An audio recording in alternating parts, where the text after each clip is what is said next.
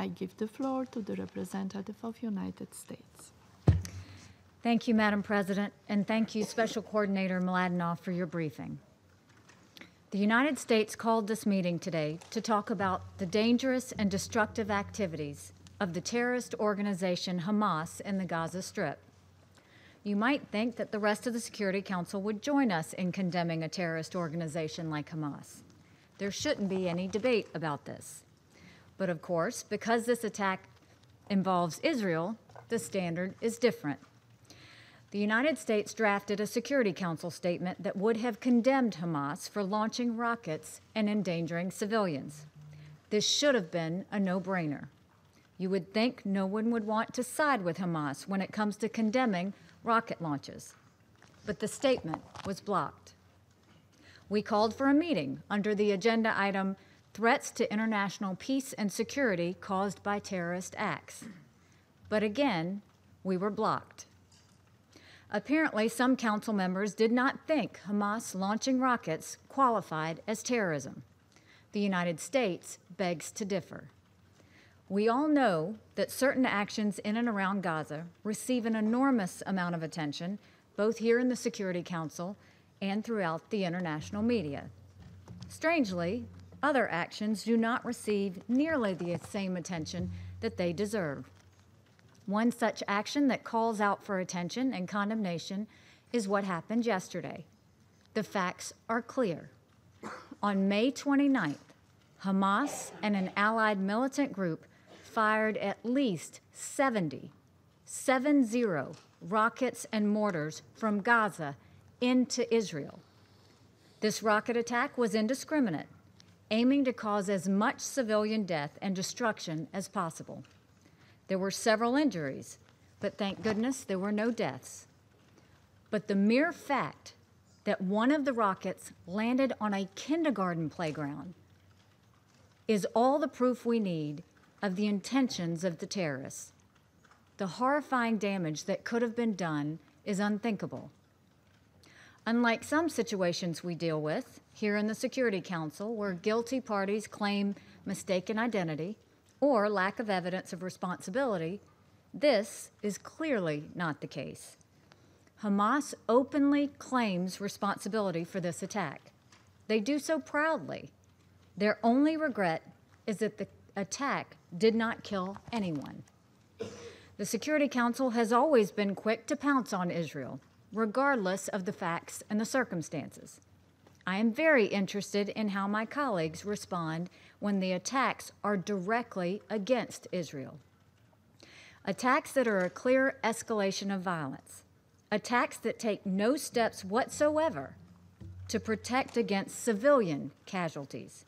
Attacks, in fact, whose entire desired income is to maximize civilian casualties.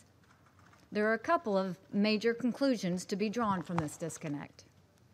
First, this outrageous terrorist attack proves what we have consistently maintained, namely that Hamas's stated purpose is the destruction of Israel.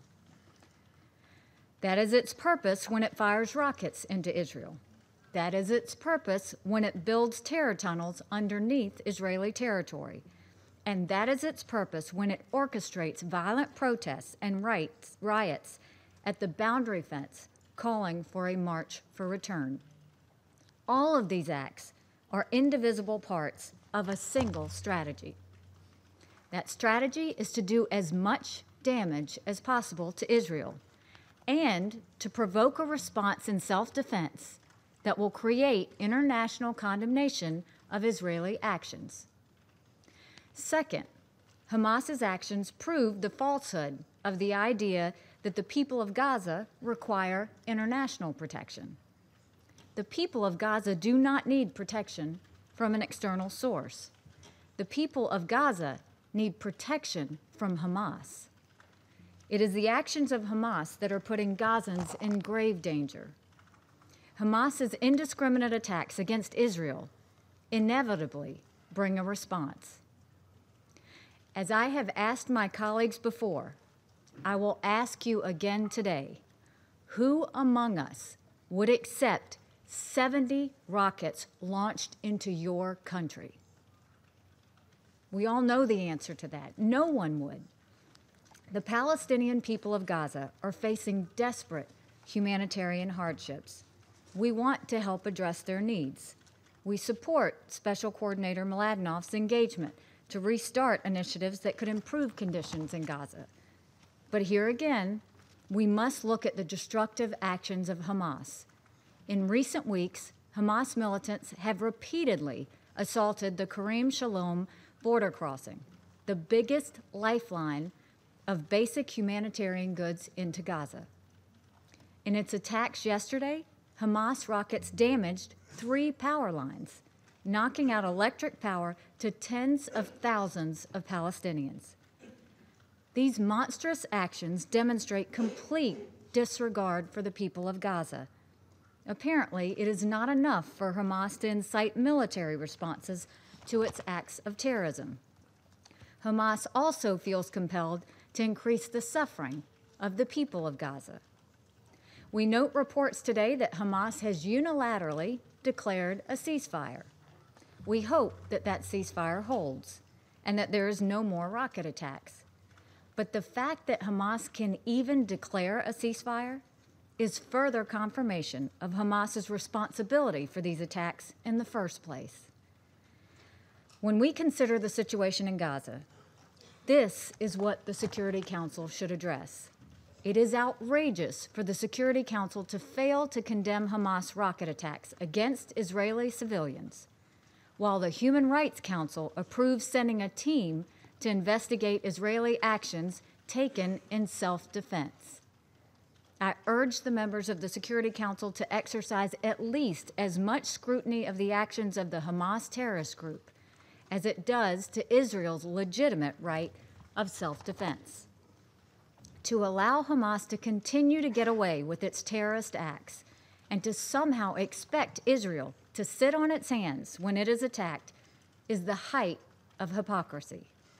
To continue to condemn Israel without even acknowledging what is actually coming from the leaders of Gaza makes me question who actually cares about the welfare of the Palestinian people. The Palestinian people deserve a better life. That can only happen if we acknowledge and reject the terrorist actions of Hamas, and if we encourage more responsible Palestinian leadership. All responsible parties should be encouraging both sides to come to the negotiating table for the well-being of the Israelis and the Palestinians. Thank you. I thank the representative of United States.